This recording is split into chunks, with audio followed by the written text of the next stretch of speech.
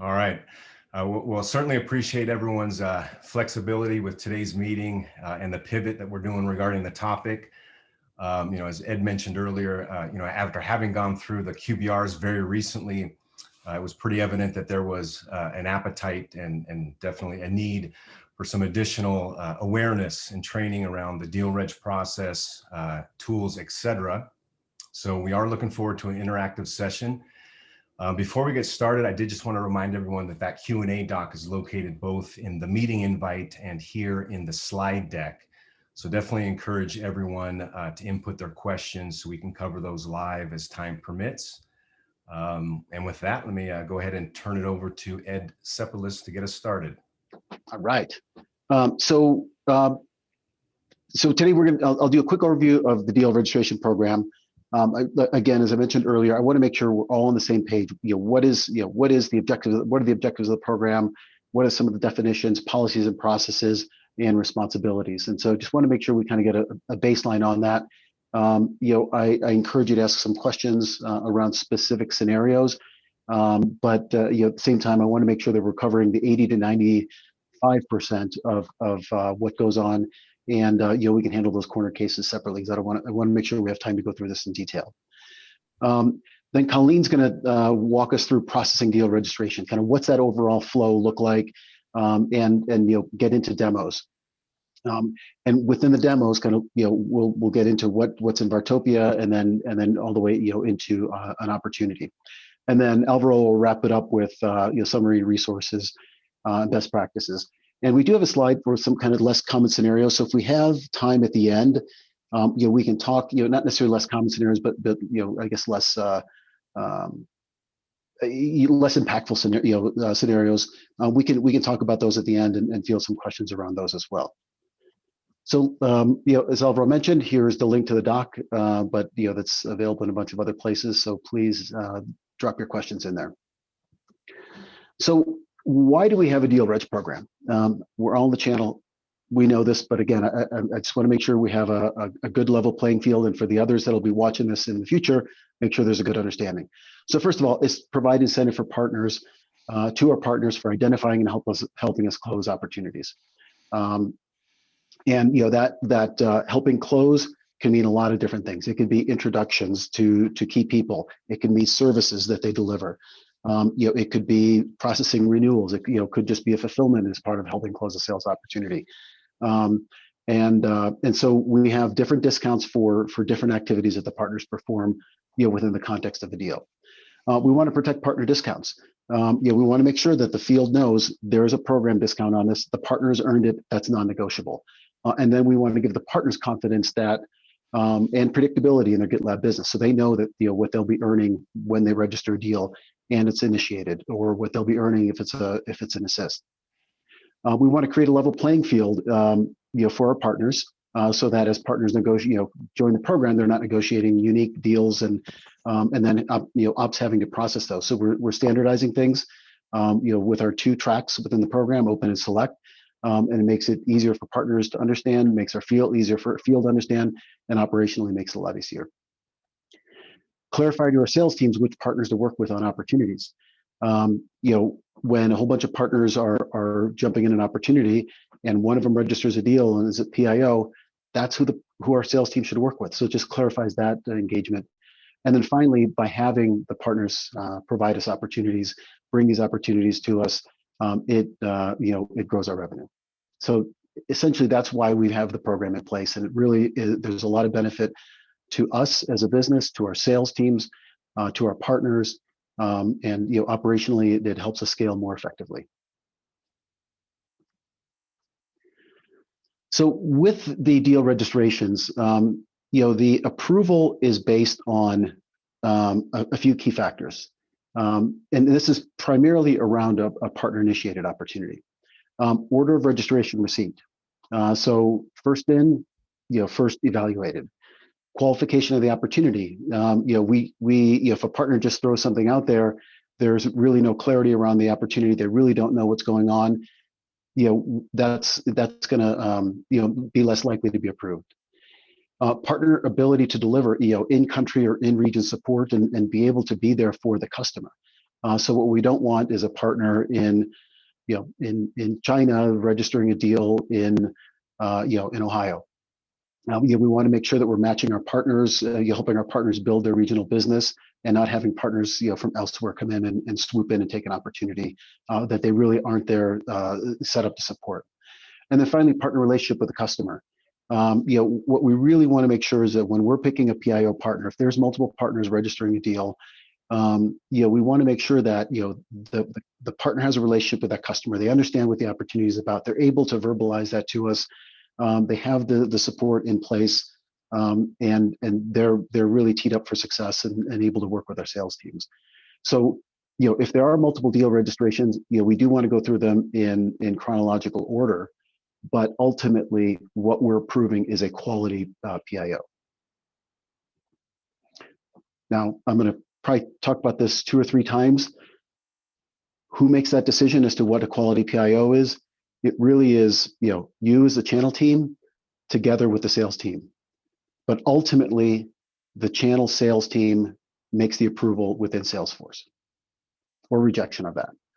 So, as you're looking at these opportunities, there's parameters that are set up that are on the channel operations page that talk about if it's stage 0, if it's a brand new opportunity, stage 0, stage 0, and it meets this criteria, that should be an easy one to approve. There's other gray areas where it really does take a conversation with the SAL to understand what's going on, to understand their relationship, if they see that partner in there, if they are able to, if they have confidence in that partner being able to deliver, and that partner was, again, first in line or in registering that opportunity, they're going to have an opinion on that. But I think there's certain scenarios which are pretty much, pretty black and white, where, if we have no opportunity and the partner introduces it to us through deal registration, and they've qualified and met this criteria, that should be an approved deal registration and for a PIO.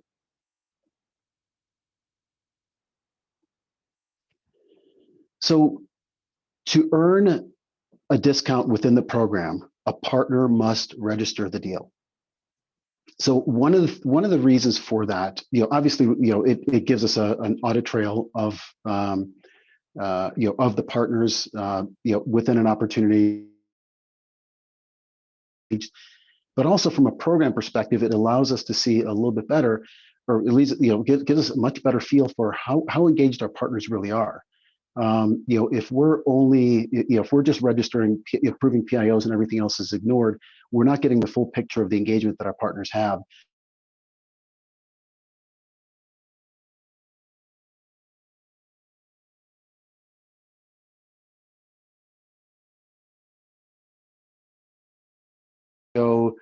Fulfillment, they need to register the deal. And then we've got the systems in place that will process that, approve it, align it with the sales process, and really, smooth everything out.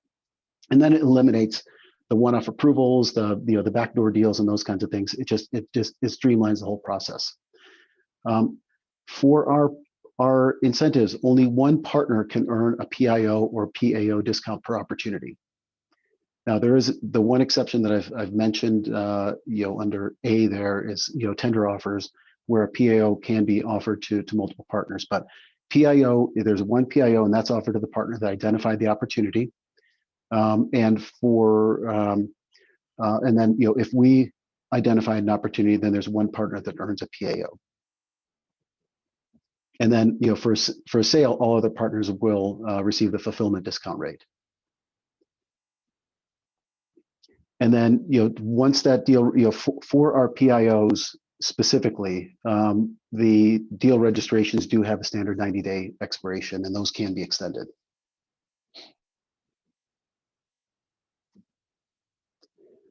So what is a PIO?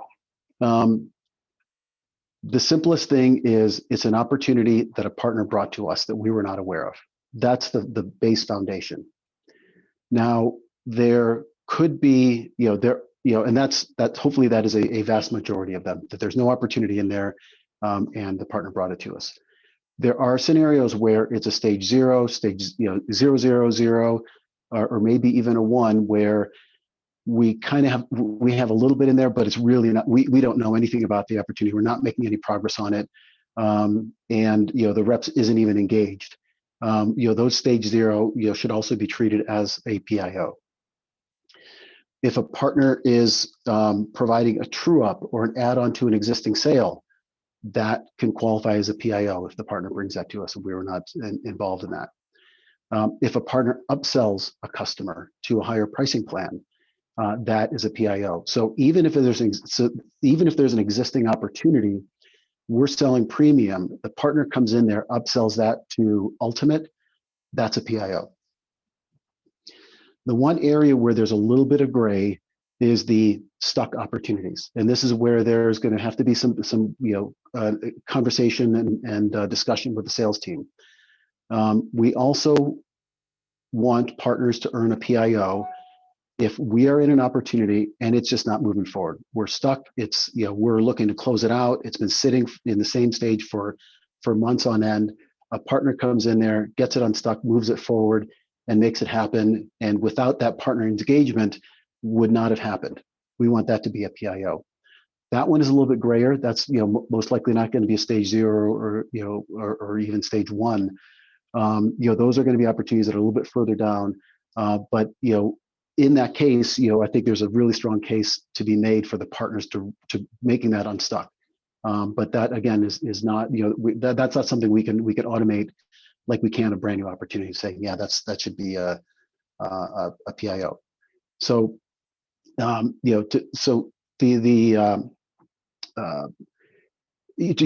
clarify a couple things. So a PIO can be for either an existing customer or a new customer. It can be for a new sale or an upsell. And for an upsell, that can be either just a direct upsell or part of a renewal process as well.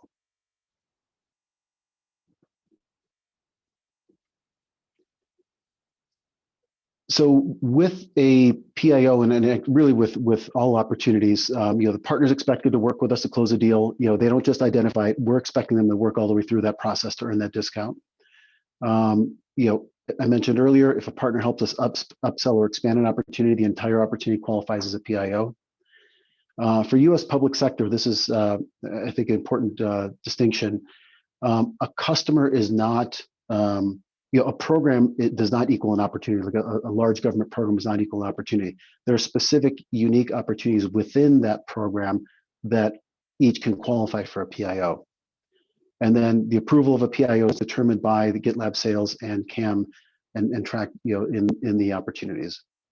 And it's just from a nomenclature perspective, I want to make sure that we're really clear. A deal registration does not equal a PIO. And I know it's kind of easy to say that.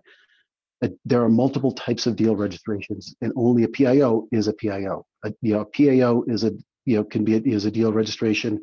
Services attached is a deal registration. It's how is that approved? It's approved to be a PIO.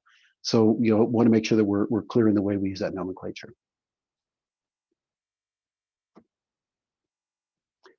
So what is a partner assist? So partner assist is where it's not a PIO, so the partner didn't bring it to us, but they help us throughout the sales process.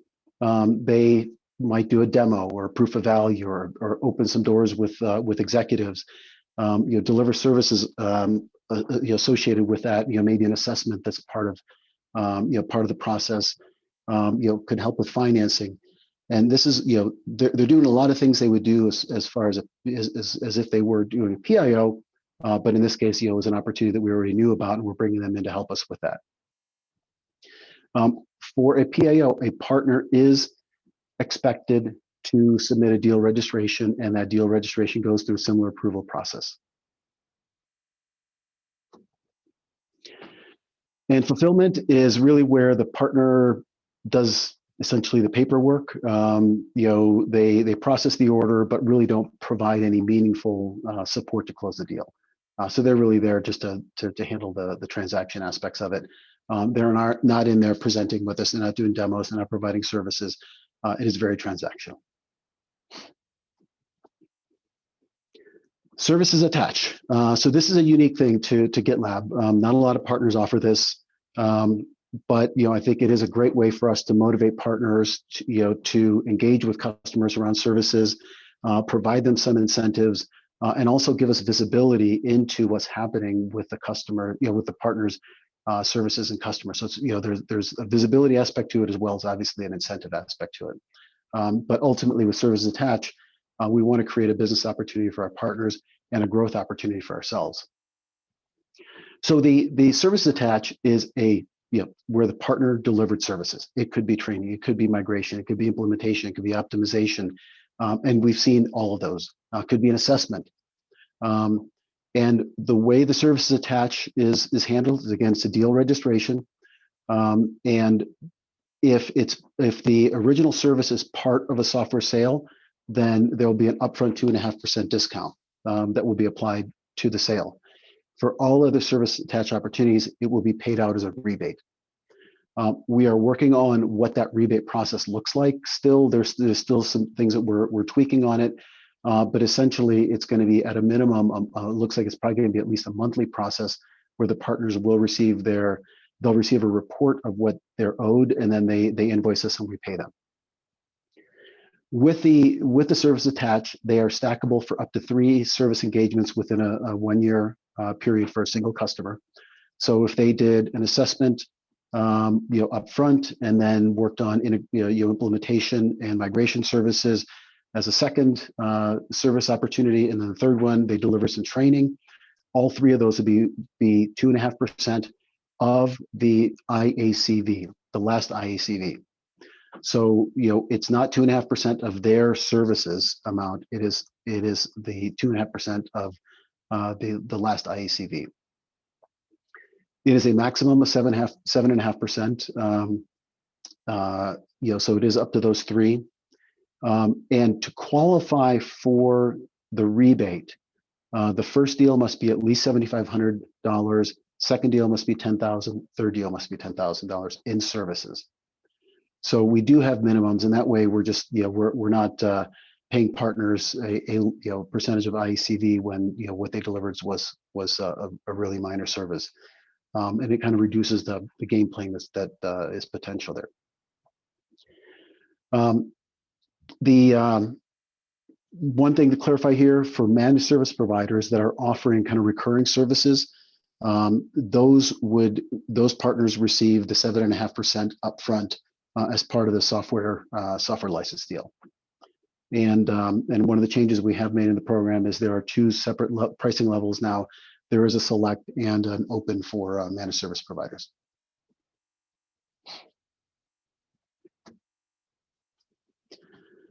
Program discounts. I know that these are probably on everyone's desk, so I'm not going to spend a lot of time on them. But we right now, I mean, we are managing to these. The system set up to support these. Anything outside of these requires a special approval. Anything that's a program discount, should be approved automatically. So, and also to clarify, we don't plan on making changes to this going into the new year, but we reserve the right to change our minds. But that is the current plan. Hey, Ed, we had one quick question on this. Sure. Gio, I don't know if you're on and paying attention, but he just had this come up just like right before the call about an MSP partner that we have. And we were wondering if we would give an upfront 7.5% discount on starter or bronze licensing under that second to the last row. Managed services does not stack. Thank you for calling it out. Starter and bronze do not qualify for any discounts across the board programmatically. Okay. All right.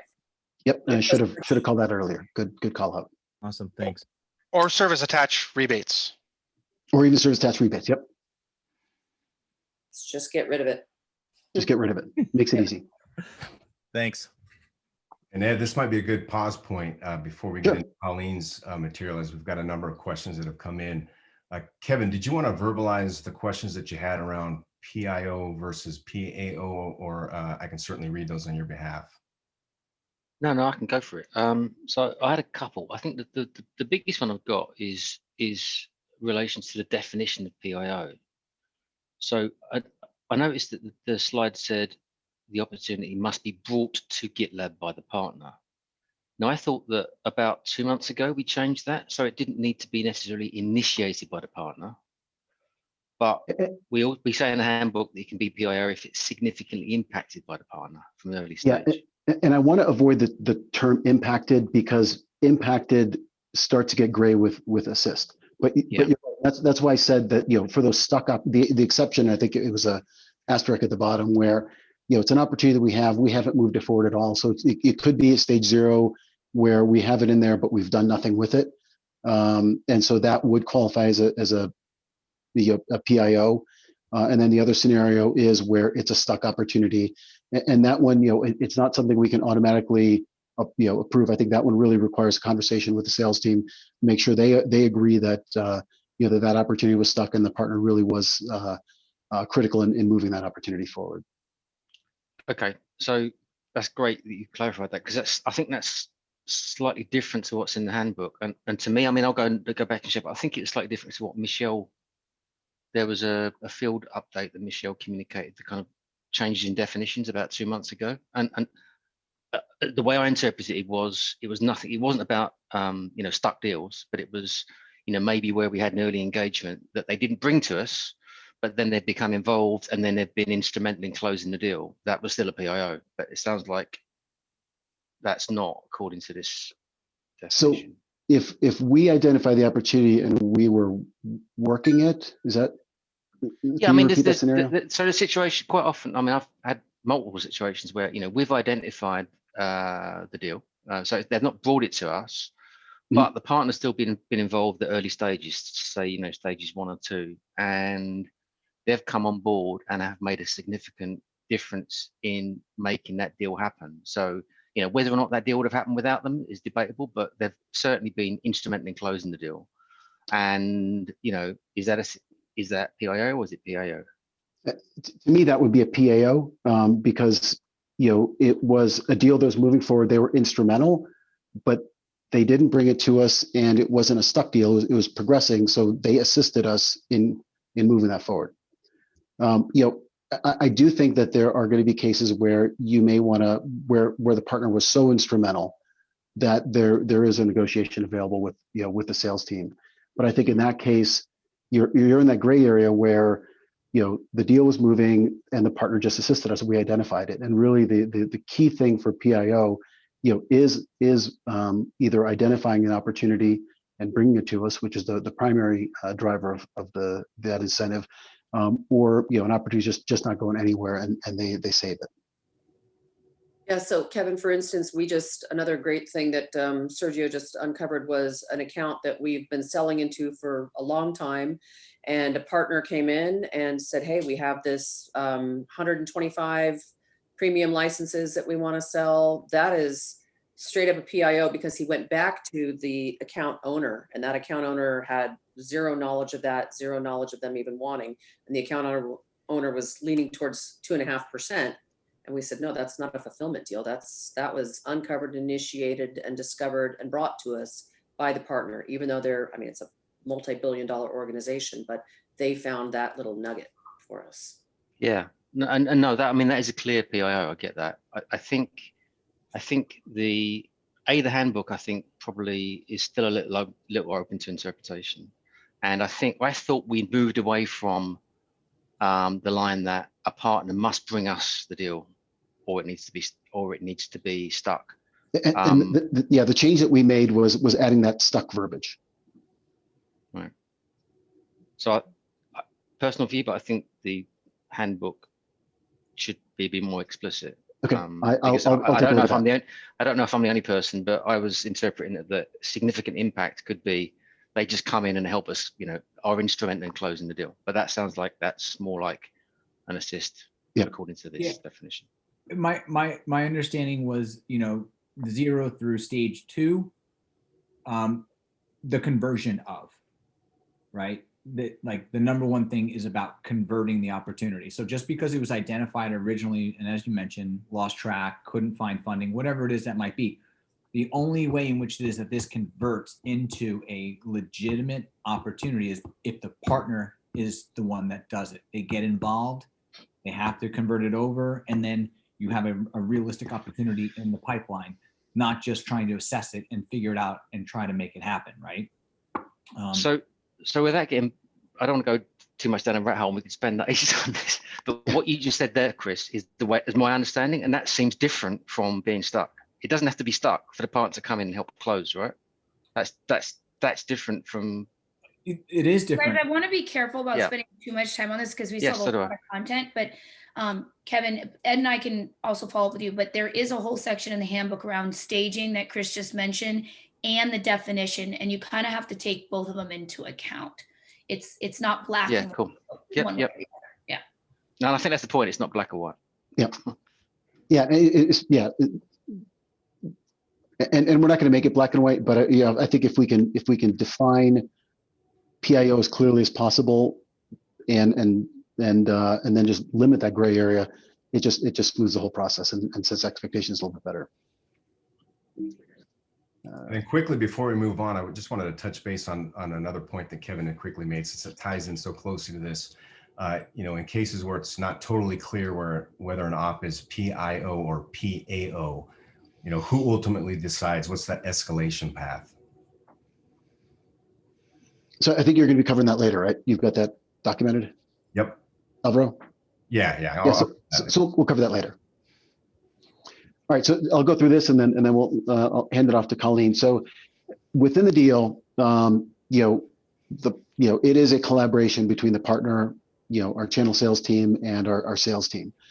So the partner, we want them to engage and qualify the opportunities, register deals, respond to the customer. They're really supporting us throughout the process and helping, respond to customer requests, helping us close the deals, delivering services, supporting renewals. The channel sales team, review the deals and collaborate with Sal to approve or reject deal registrations, determine whether PAO, PIO, fulfillment, support the partner with the enablement or any questions they have, to help them with that opportunity or more broadly, help ensure the partner stays engaged. So some of the things I hear is, well, the partner kind of dropped off the face of the earth. That's where I think, the channel team can go and reach out to the partner and say, hey, listen, you got this PIO out there, you got this PAO out there, you disappeared. What's going on? Really, kind of provide some support for our sales team. And then, really in the end, approve or reject the deal registrations after review with the SAL. The SAL obviously work with the channel sales team to review the deal registrations and make sure that we're in agreement on, what kind of discount the partner's earned. Work with the partner, contact them immediately, get engaged, collaborate with the partner throughout the sales opportunity, leverage them as a great resource, for that opportunity, leverage their relationships, and then work with you, the channel sales team, to address any issues with the partner. We don't want things to fester. We don't want them to say, well, this partner's, whatever. Talk to you, say, hey, listen, this isn't working. Why isn't this working? Because a lot of times, it's just a difference of understanding, and our sales team does not have a lot of channel experience. Our program's new. A lot of our sales reps haven't worked with the channel before. So I think there's opportunity for a lot of miscommunication. And I think that's a great opportunity for you to add a lot of value to the sales process and helping smooth that over as they build the relationships and build their channel muscles. Ed, I have a question. Sure. So I think you've mentioned a couple of times that the channel sales managers are meant to work with the sales to review the deal registration. I'm keen to hear how the other teams or regions are doing this. Is there a process that they have to support this? And if this is part of the standard process, if you will, how do we support this in the system, if it makes sense? So I just wanted to, maybe not for this, but I just wanted to see if there's any best practice out there. Well, Amelia, I was going to say one of the things that Michelle and I discussed on our one-on-one yesterday was just that when we have especially the larger opportunities, we need to, the moment that we put those in as a PIO, we need to have agreement, and preferably in some kind of writing, from both the SAL and the ASM, so that we don't have something where it comes to fruition where we've been putting that out there and tagging it as a PIO, and then we get pushback from the field. So that's something that I'm encouraging my team to do proactively on anything over maybe 25K. So if it comes up later on, you've got a Slack conversation, you've got an email agreement, you have had a one-on-one conversation with that ASM and the SAL, about that particular opportunity, and we can go back and reference that. And we've already had to do that multiple times. So there's not a formalized process that we're following, Mhm. but I'm definitely encouraging everybody on my team to make sure that we have open, transparent communication and establish early on that we are calling that, and that is a PIO as per our definitions, making sure that everybody agrees. And Yeah, Annie, are that's you good to documenting know. that in Chatter? We are documenting that in Chatter. We're taking screenshots. We've got emails. We will do it 'Cause via. that has come up, Annie, so I understand where you're coming from. Yep, yep. Yep. But it was great because the last time that it did come up and it was on a sizable opportunity, there was actually just a partner assist opportunity. The CAM on the account had all the documentation, all the conversations with their counterpart, their field counterpart, which was fantastic for, we don't want to have to continue to build cases, but we just want to have that agreement established early on. And so Mhm. Michelle and I, like I said, we talked about that yesterday, and it makes a ton of sense. Do you do that before you approve it? I actually Have do that conversation. oftentimes if I see Yeah. something that's coming in, and I'll make sure I'll go to Sergio, and Jen just started, but I'll talk to Sergio and I'll talk to Cosm and say, hey, what do you know before I go ahead and approve? Because we don't want to, the one thing that I don't want to do is have our credibility called into question on Yeah, any of these. exactly. Agree. All right. Well, now I'd love to hand it off to Colleen for the walkthrough and demo. Thank you. So I'm gonna let me share screen real quick. I'm gonna flip back and forth a little bit between the deck and a live demo. So just bear with me for 1 sec.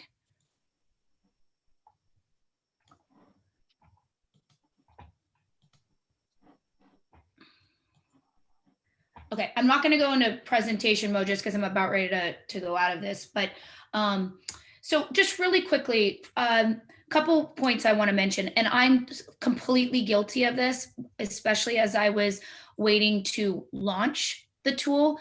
I really want to make sure that the term Vartopia is really just something we use internally. To our partners, you should just be talking about go register your deal in the partner portal. They shouldn't know that they're actually going into another system, that there's another system in play. So I'm trying to remove the term Vartopia out of a lot of our definitions, but yes, that is the system that powers our deal reg now, but to a partner, it's a deal reg activity within our partner portal. So just a high level process. The partner is still gonna log into the partner portal and they're gonna click on submit a deal reg. Once they submit that deal reg, it's gonna create a unique record in Salesforce. It used to create a lead. It now creates a registration record. So it's under its own object. And I'm going to show you that in just a minute. As soon as that comes in, we have a managed service team that actually takes the first action on it. And they're the ones that actually assign and link the applicable customer account in our system. If one does not exist, they will create a new one.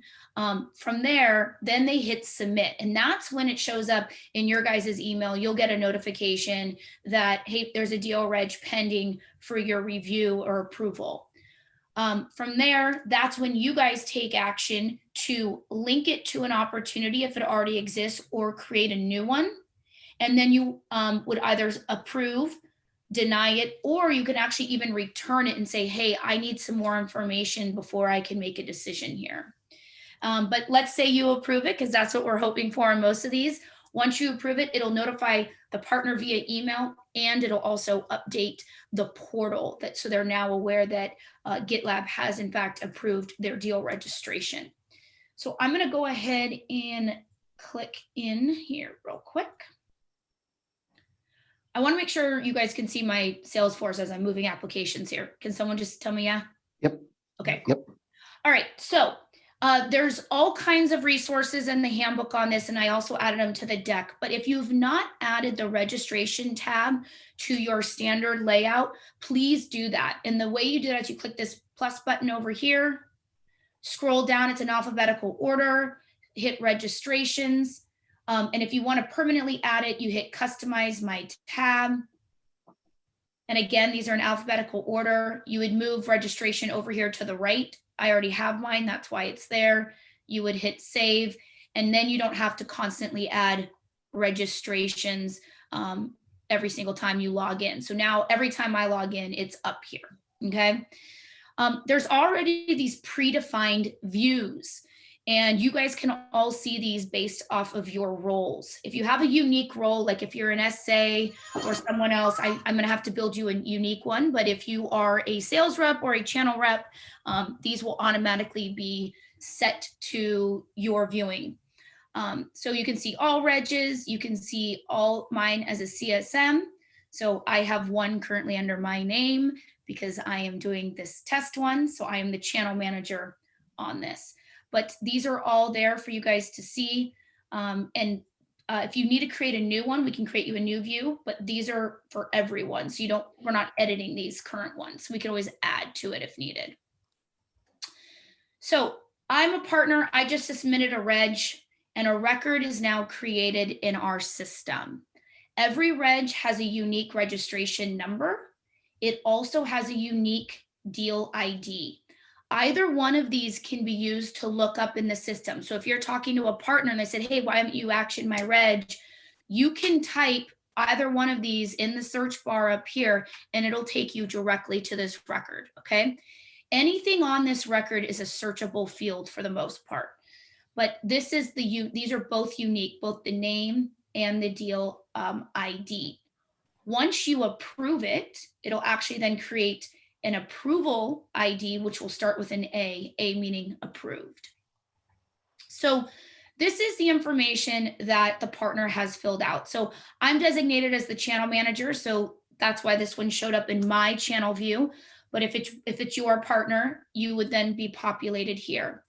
And then, as I mentioned, our managed service provider team automatically links the customer account that this registration is for. When they do that, it populates this field with the applicable sales rep at GitLab. This is a test account, so obviously it says Michael Snow, but otherwise this would say the GitLab sales rep and their email. So you know automatically right away who you're supposed to be working with. The first one that comes in and gets approved will automatically be designated as the primary reg. If we have multiple registrations come in and you're still making an assessment, that's okay. But the primary is going to be either whether you designate it or the first one that comes in automatically. So we already have the test account linked here, and the partner on this deal is GitLab demo partner. That automatically populates because they're the one who submitted the reg. So if you scroll down here to where it says registration form data, this is what the partner filled out. This is what they registered. They told us it was a resale deal, that they're selling GitLab licenses, silver or premium. This is just the description of the opportunity. They told us this is the employee count, potential seats, cloud platform, etc. So this registration form data, this is what the partner fills out. Even if some of this is incorrect, let's find out it's really a 35 seat opportunity or 50. It doesn't matter. This does not impact the data on the opportunity. So there's no reason to make any edits or changes to this. This is what the partner is telling us about the deal. If you scroll down a little farther, you can also see all the information of the partner. So you can see the sales rep that's working the deal, but you can also see who submitted it. So in large companies like SHI, for example, they may have an administrative desk that's submitting it, but they also want to tell you who the sales rep is on the deal. So both pieces of information will come here. If it happens to be a service attached deal, so if this had said service attached instead of resale, then it would have forced the partner to tell us who the solution architect is. That way we can also gather that level of information in our database on who these solution architects that are helping drive this additional business. And then at the very bottom, it's showing the customer information. So again, test information here, but you can see the information they've provided about the end user. So this is just kind of how you read the page. So this is now the next important section right here. So you can see the submitted date, the status of the deal reg. It's obviously not approved yet, so it's blank. This is the estimated revenue. Again, this is what the partner puts in. So when you link this to an opportunity, it will not override anything the SAL is doing on that op, okay? This data never gets edited. Also, the expected close date, again, this is put in by the partner. It will not impact forecast. And then it automatically has a 90-day expiration attached to it from the date it was submitted. So what the first thing you want to do is you want to go ahead to this top middle button and say link create opportunity. When you do that, the system automatically does a search for the data that was provided on the reg. It looks at the customer name, the address, the contact, the data, and says, hey, do you already have an opportunity in the system that is for this deal? If you do, you would look down here and you would select it. So I could easily select this and say, yep, this is actually the opportunity. It's already been created. I just now need to link the two. So I'm going to actually do a little bit harder version so you guys can see it just in case. But if you were to click select and you link this, automatically all the data from the reg would go over to the op. But we're going to say, nope, there's no opportunity. We're going to create a new one. So I'm going to hit create new. It's a standard record type. So we're going to hit continue. And then you can go in and fill out this information. I'm going to keep it in 00 just for the sake of the test, but it automatically, if you scroll down here, pulled in the resale data, and it's always going to default to a PIO when you're creating the opportunity from scratch if one does not already exist. It also imports the distribution data because this one happened to be Arrow. And this is the partner. So this could be SHI, Zivra, Software One, whoever submitted it. It automatically brings over the pertinent data so you don't have to fill it all in. So you're going to go ahead and hit save.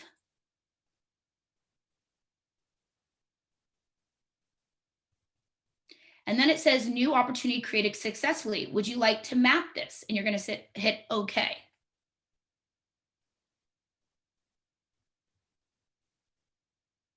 So you can now see that I have a brand new opportunity called test for channel that is now linked to this reg.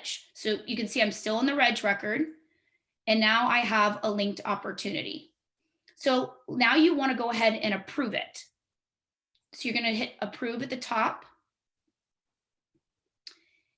Go ahead and hit approved here. Now, let's say you did want to deny it. You actually can provide a denial reason, and then any comments you put in here, it will get sent back to the partner. So you can tell them why you're denying the deal. You can also return it. And this is basically saying, hey, I'm not denying it. I'm not approving it. I need some more information. And then the last one is extension, but we're not there yet because we haven't approved anything. So I'm going to go ahead and hit approve and hit save.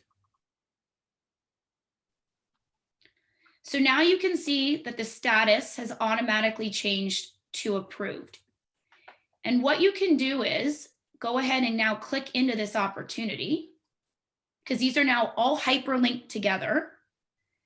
And you can see that the DR partner automatically mapped over resale PIO. Here's the primary reg. The status is approved. You can see the distributor's arrow, and I'm the channel manager on this deal. So now you can go to the account. This is the customer account. You can go to the partner record, or you can go to the reg. These are now all linked together. So you can go to any of these records. So if I wanted to go to the GitLab demo partner as an example, so this is their partner account record in our system. If you scroll down, you can now see this record is now, this registration is now associated with this partner. So if you can't find it or you want to go and look at your partner's records, you can see it here. I can then click back here, and it's going to take me back to the reg. So now we've linked all of these pieces of data, and you can report on all of them now because now they're all associated to one another. I'm going to stop and take a breather and see if there's any questions. I don't know, Alvaro, is there anything that's coming in that's pertinent for this? I do not see anything right now. Actually, Matthew, is there a queue where I can see the deals I am meant to register as DRI, guided to the right CAM?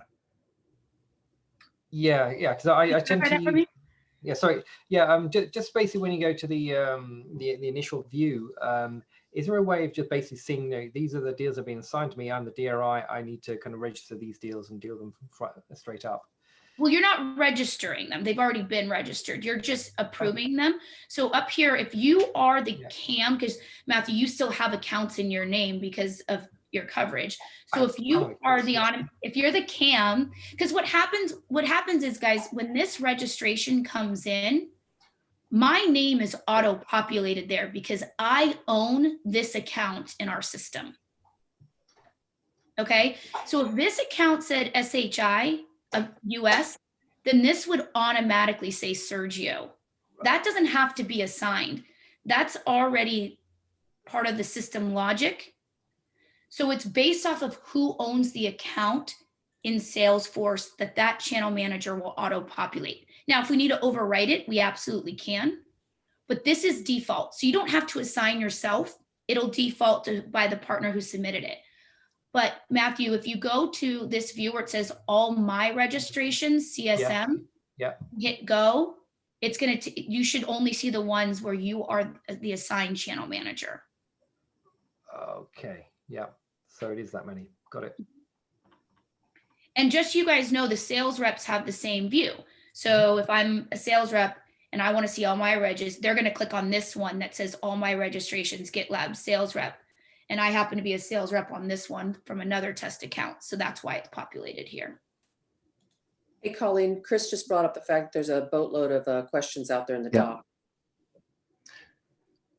Okay. So Kevin, you want to start with number 4? Yeah, so in the opportunity, in the partner and deal wedge information section, I think it only shows the primary reg, right? So is there somewhere where you can see visibility of a services attached deal wedge if there is one? Yes. So if you actually go to the customer account,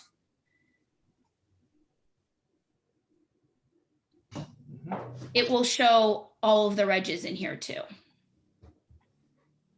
Right, but if a particular op has got a resale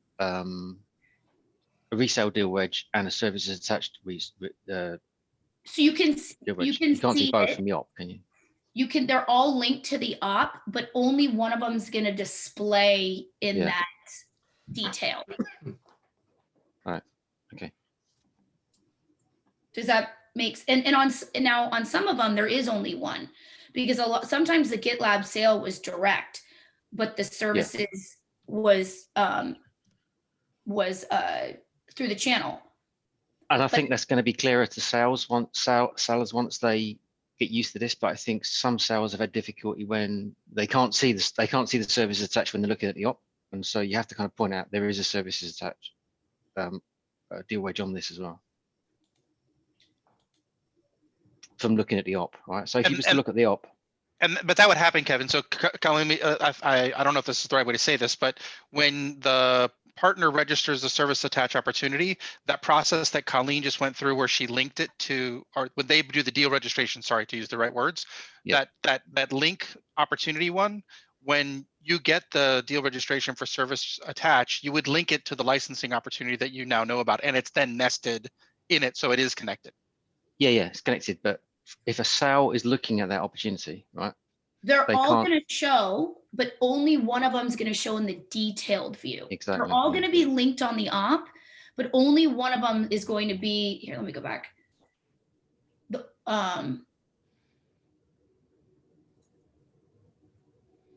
So they're all going to be linked to this opportunity. See how they'll all be listed here on the op. Right. I'm on the op right now, but the only one that's going to display right here is the primary. But that's a good point. That's a good point, Colleen. That registrations up top will show 2, right, on that opportunity. Right. So this is cool. For those of you who didn't see what I just did, I just basically clicked down. I'm still on the opportunity. I just clicked down into the registration lookups. If there was 10 registrations on this, because Chris, PubSec had 10 partners submit a bid, and we just wanted for references to have them all linked, but we didn't approve them all, but we wanted them all linked for record history, it would show all 10. So we're not deleting anything. It's just that the primary is the only one that's going to show at the top, but they're all still associated. And it's good that that shows at the top there in that top shortcut, Mhm. because I've had situations where the sales said, I've said there's a service attached opportunity. They're like, well, what service attached opportunity? If you can direct them to that, you can say, there it is, there you can see it. And that's the key thing. Yep. So Right this there, you right should there. all see this lookup list now. This where it says registration should be at the top of your opportunities. Cool. Yep. Hey, Colleen, we've got about 25 minutes left. How much time do you need for the remainder of the demo, or do we want to field some more questions live? I'm going to show you guys one other thing. So let me just refresh this because it might have logged me out. Okay. So I'm a partner. This is now what the partner would see when they log in to do a deal reg. And I know I'm going backwards here, but I'm doing it on purpose. So really quick, these are all out of the box reports, dashboards that they have access to. So you don't need to tell them, hey, can you get me a report for this, report for that?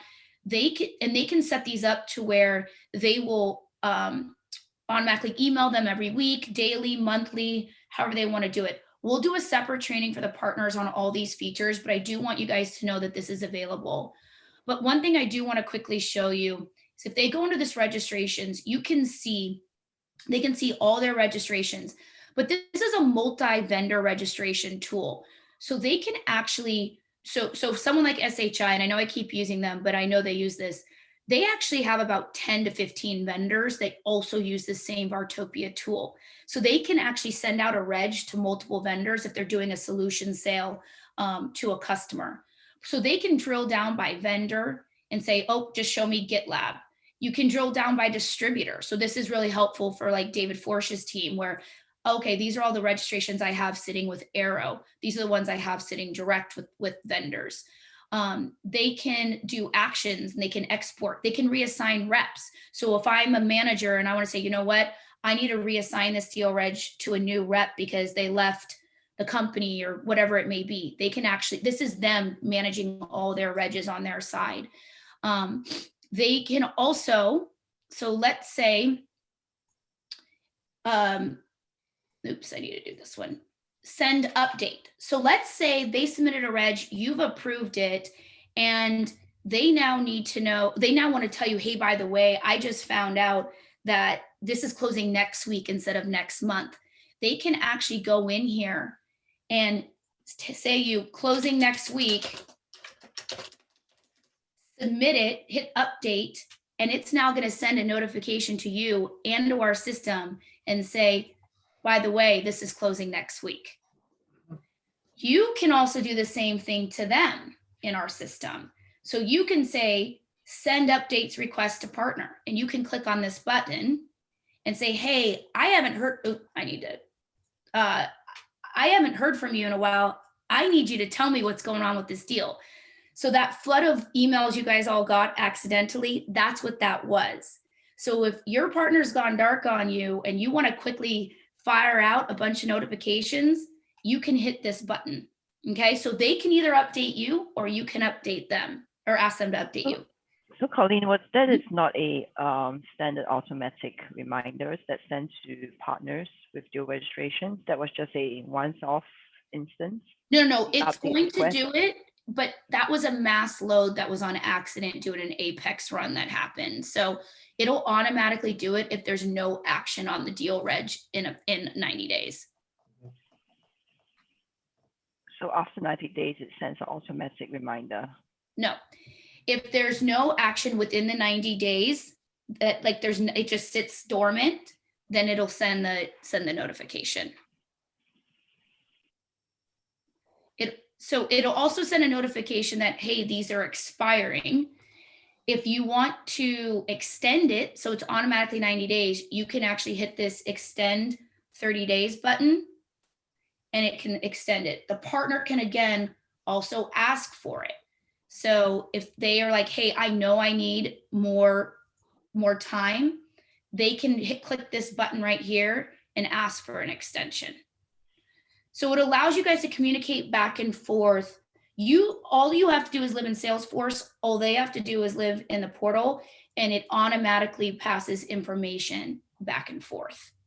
Colleen, how long can a partner extend a registration for? Automatically, it'll do 30 days. So every 30 days, it would have to be So it's 90 initially, 90 and then it's automatically 30. If you need more than that, then I have the ability to override it, but that's not standard program. Like Ed and I would need, to decide why we were doing that. Sure. Okay. One-time renewal, or can you? You can technically do it more. But we want to stick with a one-time renewal as standard. So systematically, I can do it. It's programmatically how we want to limit it. Great. One other thing I want to show you guys, and then I will hand it back over. So this is the demo partner again. So this is live. So if you go to any of your partner records in Salesforce that have submitted deal regs, you should see a summary section called Vartopia Deal Reg Summary. It's automatically every night running what's called an Apex, and it's going to update on how many regs your partners have submitted, how many have been approved, denied, et cetera, expired. And then when they actually, let's say they were approved and they closed one, it's then actually going to move it over here to the closed one percentages. So you can get a quick snapshot of how valuable the registrations are that your partners are submitting. So if this said 200 and only 5 were approved, we're not getting great deal regs from this partner. We need to go have a talk with them. But if they, have 200 here and 195 of them are approved, these guys are bringing us some good leads, and you're going to automatically see that in their percentage closed won loss ratios. So this is automatic. You don't have to do anything here. It runs every night, and it will update you. As long as your registration is linked to an opportunity, it will automatically update this data for you. It also does it at the contact level. So if you're in a contact, you can go in and see, wow, this contact submits us a lot of regs and a lot of them are getting approved. Same thing with the solution architects. We can tie registrations to them. But if you want to just see a full list of registrations against your partner without having to build a report, they will now automatically be linked on their record. So as this partner submits more and more regs, this list will grow. Because I know today you have to go to an op and you have to go find an old lead. You don't have to do that anymore. Everything lives here. It doesn't go away.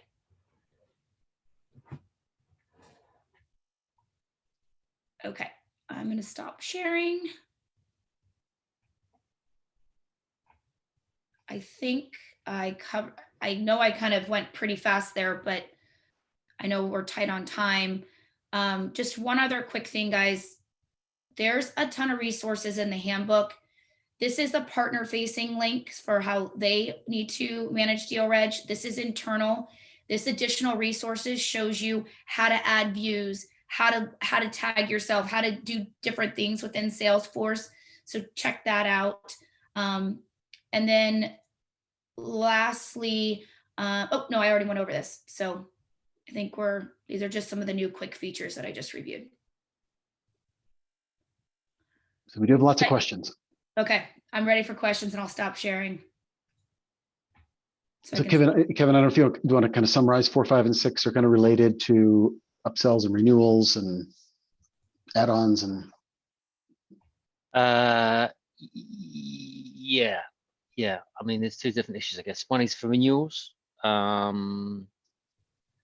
Is it mandatory for the deal reg to be submitted to qualify for discount? Because sometimes that doesn't happen till quite, the add-ons true ups doesn't emerge till quite late on in the process, right? In a renewal.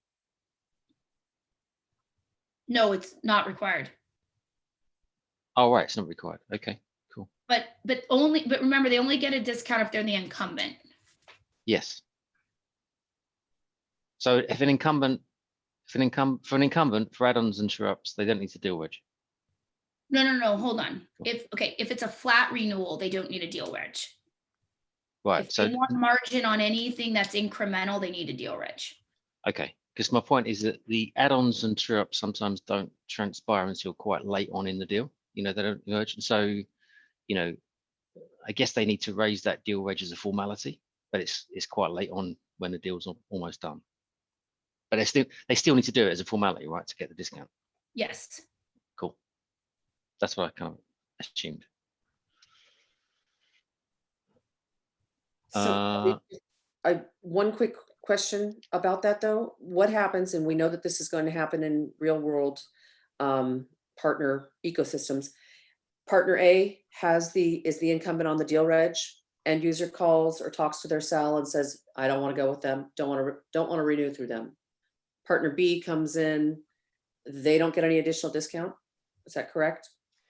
Because the partner A holds that incumbent partner holds the discount on that renewal.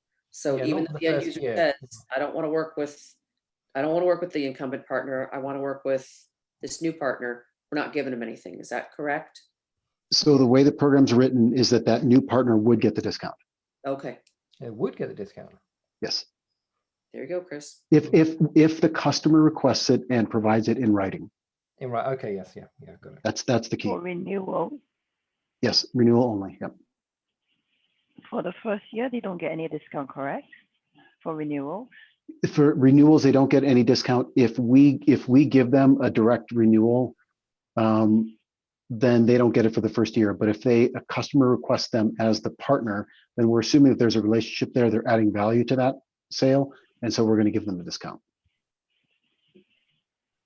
Okay, I think that's not clear in the handbook, And it would be like, if we could. Okay, I'll clarify that for sure. Yeah, thank Yeah, you. a lot of good handbook update suggestions in here.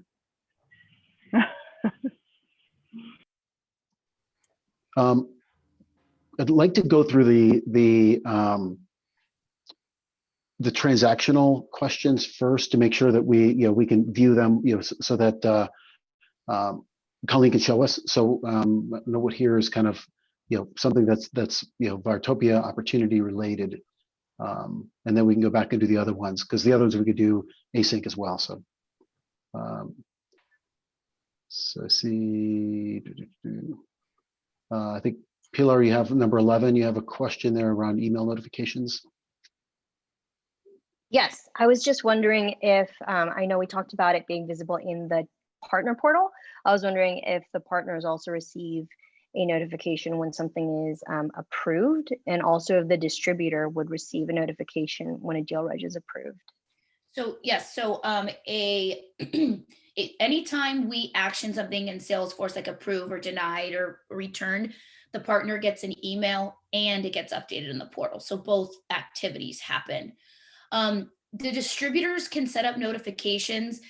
They have their own logins. So whether they're registering on behalf of a partner or a partner tags them as a distributor on the deal, they can set up their own notifications on that.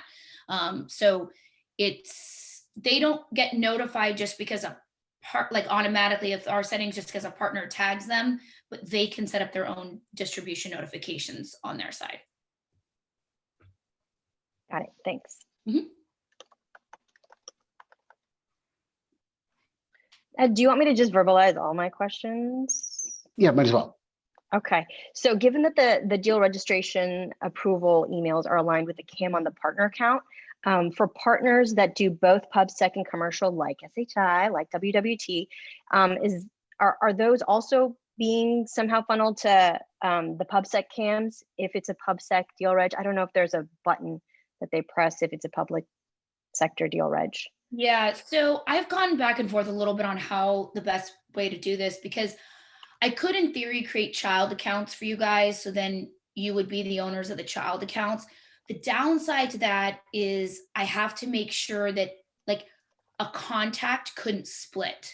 So if there's a contact at a particular partner that might sell into both, which I know is not common, but it could happen, then that contact has to be associated with one or the other. So we would have to do a lot of contact management. And for some of the larger companies like WWT, that might be kind of hard.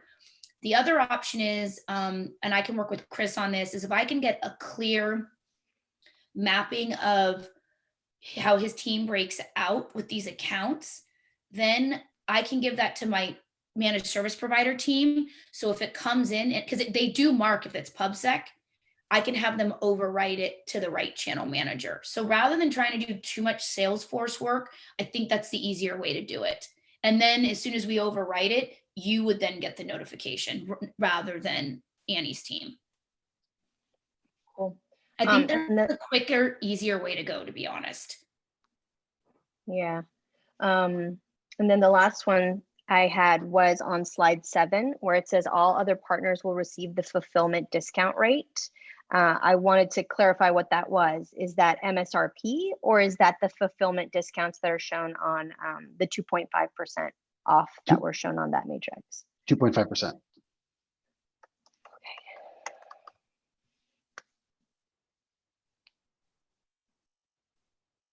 And then just, so you know, Pilar too, and to rest of Chris's team, until I get that list over to the MS team, Sergio and Annie and Jen, if you guys get a deal that really belongs to PubSec, you can override that channel manager field, or if you can't, ping my team and we will, and we'll move those over in the meantime. I hassle Chris all the time with deals that I think are probably PubSec, and I give them up even though I probably shouldn't. I'll just keep them and book them myself. But. All right, Amelia, you have the next question and a couple others as well. Required data fields, required data for deal reg. Yeah, can we just maybe somewhere maybe it's add into that deck or something, just to see which other fields that partner needs to complete before they can submit the deal registration.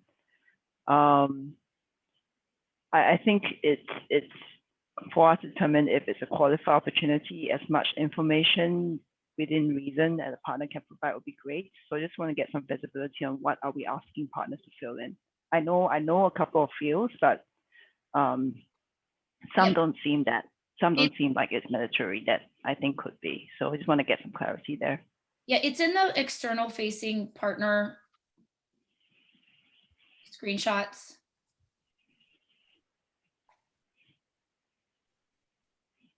Where? So there's in this deck, I add an external. So here, let me share my screen really quick.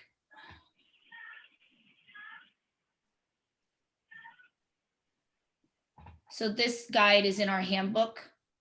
So it's a step-by-step process of what they have to do. And if you scroll down here, it shows you all the questions that they have to go through. Okay. And those are all the mandatory fields, correct? Yeah, if it says required right here, see? I don't know if you guys can see it that well on the shared screen. No, I think I need to, but it's fine. I'll look through that. Thank you. Yep. Yeah, and we've also got that same step-by-step document in the partner portal and in partner under the asset library. So thanks, Colleen and K-Stack, for putting that together. It's very detailed, very, very clear. No problem. And I know it's a new process for you guys, especially some of you more comfortable in Salesforce than others. I promise you this is easier than it was before, and the amount of data and reporting that I'm going to be able to give you guys going forward is so much better. So I know it might be a little uncomfortable at first, but as soon as you figure out the three quick clicks, you're going to have much better visibility than you ever had before, especially as we increase this business. The old process would lead to opportunity conversion, which is not scalable.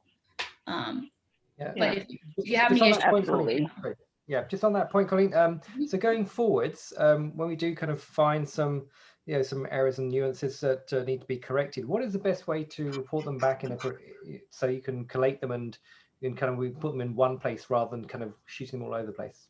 Well, first question, is it really an error, or you just think it's an error? Well, no. Just for example, I was trying to create a new account today, and it's coming up with error invalid state code because it's in Russia and it won't allow me to put a billing state or province in. So the whole thing, I get red lines and I can't move from that.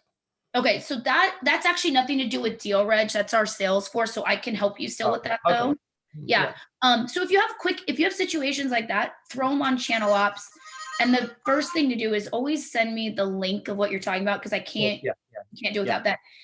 If it truly is a bug, though, Yeah. like if there, or you want a new feature or something like that, I would prefer if you opened an issue, just because we have a lot coming our way. But if it's business critical, or it's a quick question or an error, feel free to throw it on channel ops.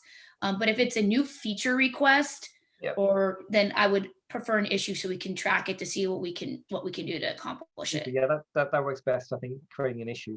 Do you want to put the link on top of this document here? We can sort of put in there. Sure. Thanks. And then Matthew, you had another question about a queue where you can see your deals. Yeah, I worked that one out. I just didn't realize I had so many. Okay. All right, Chris, you have one about mapping accounts. Did that get answered? It tied into Pilar, so I think it's Yeah. an action that I'll work with Colleen on. So thank you very much. Okay. And then any question about duplicates? Yeah, does it have the ability to, let's say a partner is going in there and they are using an acronym or something for, B of A instead of Bank of America. Does the system have the built-in intelligence to dedupe or to It tell a partner? absolutely does. And now it will tell the partner if they were the ones who already registered it. But Okay. let's say you have maybe two partners registered a deal. There's a button at the top that says check for duplicates. But so here, hold on. Let me, I think it's better if I show you than try to explain this. Because you know what I mean, so that they don't create something that we've already got an existing record that's. Yep. So on their side, if they start to create something that looks similar to something they already have, the system will alert them. What if they in don't their- hold the previous reg? What if another partner holds that same reg? No, so on the partner side, if they are trying to create their own duplicates, it'll alert them and say, are you sure you're trying, you already submitted something similar? Let's say it's two separate partners and it comes into our system, okay? So two things happen. First is the managed service team, the first thing they do is click this find duplicate button. So what it does is it'll search the whole system to see, hey, do we already have a reg that looks and smells and feels like this? Okay, so they'll check. But when you hit link create opportunity, this will also tell you if if I go to hit select here, see over here, there's already a deal reg on it. Thanks. So not only can you do a database search, it's also going to tell you before you do it. All right, love you. I'll see you later. All right, I'll do. I don't know if I'll be back for dinner, but I'll text you if I am. All right. Love you too. You're not on mute. Sorry. What's for dinner? Okay, cool. So they just so that all right, so they would see that and then So you would see this. So there's two, it happens on their end before they even submit it, but let's say it's coming from two separate partners. So let's say this is GitLab demo partner, but this is Zivra, the one that submitted the one I'm looking at right now. And you're like, oh, wait a second, there's already a reg here. I need to go figure out what's going on before I do anything. So the system alerts you. how's that going to work for a huge company, a multinational like a Verizon? Let's say that we have Verizon in there, but it would be a different group, it would be a different contact, it would be a different, some small variation. So it literally looks at a bunch of different pieces. So you can see this is pulling all of these examples just in case, because the word test is being pulled. Okay, so if it's Verizon, Verizon Business, Verizon Wireless, Verizon, blah, blah, and all we're doing is searching for Verizon, it's going to pull, it's not working on this one because it's not, but it'll pull anything that has Verizon in it. And it might mean that, you know what, yeah, we have 5 opportunities with Verizon, but none of them are this one. So I'm going to go ahead and create a new one. Okay. Cool. Does that, and if I'm talking too fast, you guys got to tell me, because I've done this system so many times. Sometimes no, that's cool. I just want to avoid frustration with them, first, especially because it's first in, first come, first serve. So yeah, so before you guys had to do like a whole search and try to play around and find stuff, the system's doing it for you. As soon as you hit that button to link the opportunity, this is the database search it's doing. And it's saying, hey, in your system, regardless of partner, in your system, we are showing all of these opportunities right now that look, smell, and feel like this. And could any of these be what you're already working on? Or is it a new one? Perfect, thank you. And let's say the test account name they submit was PWC, okay? But everything in our system is really under Price Waterhouse. So it's not picking it up. You can actually change the search criteria just in case. So if you do have one of those big ones where you're like, oh, they submitted it under the acronym, but we have it in our system this way, you can change the database search and it'll just repopulate what's below. So like, I think if I, well, should work. No, sorry, it's not going to work on this test case. Sorry, I was trying to see if I could make it work, but it wasn't. But yeah, so basically you could plug in its different search criteria. Sorry, guys, this is a test case, so it's a little tweaky.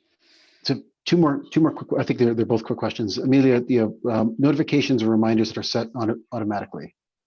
Yes, you guys don't have to do anything. The only time you have to do something is if you want to manually send one. And so what are those notifications or reminders? So they're going to send a notification when they submit it saying it successfully was submitted to GitLab. Once you either approve, deny, or return it, it will send another notification. 30 days from expiration, it'll send a reminder.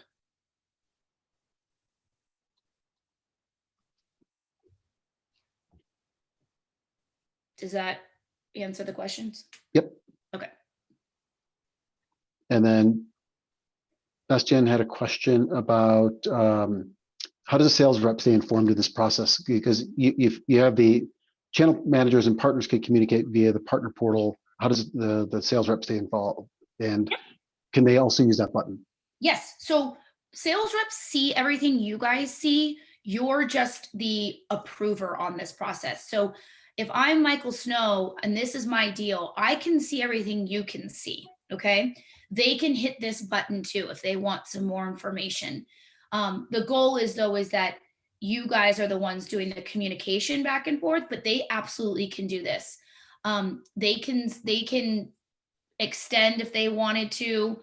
They can see and act similarly. And then, as I mentioned before, they would want to go to this view. And this is where they will see all their regs that they're the sales rep on. And anything you do, they should get an automatic email sent if you approve Yes. or deny it. Yes. Yep. The sales rep is copied on your actions. They're just not currently an approver in the process. And if we want to change that, that's TBD, but they see everything you guys see because they're designated as the sales rep. You guys are just the only ones that are physically approving it. Colleen, after 90 days, does the DR automatically expire? Yes, it does if you don't extend it.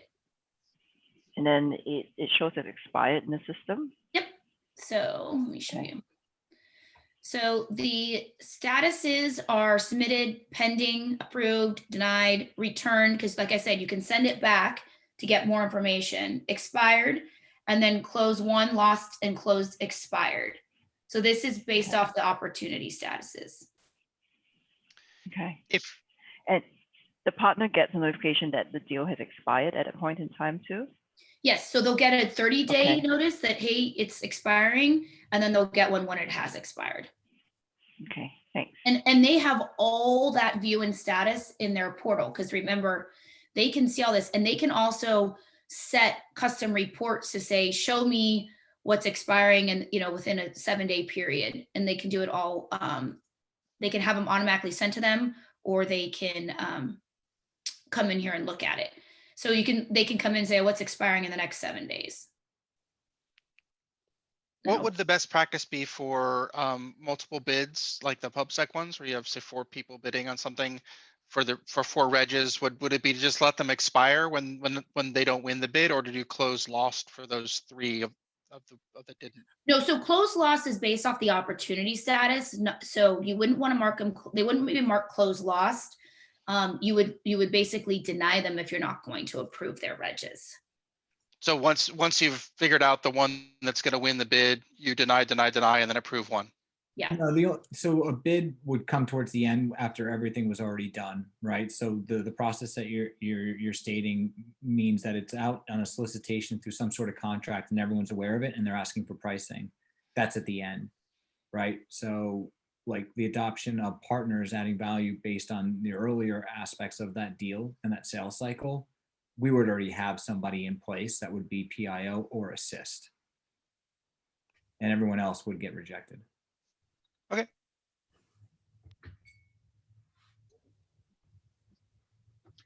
All right. Well, thanks everyone for the great engagement, great questions. For the ones that are handbook related, I will take ownership of those.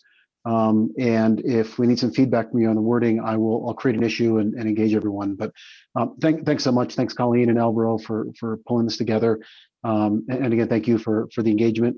Alvaro's going to post the recording in the QA doc. So if you are anxious to view this again, it will be available very soon. I see Annie's just like, can't wait.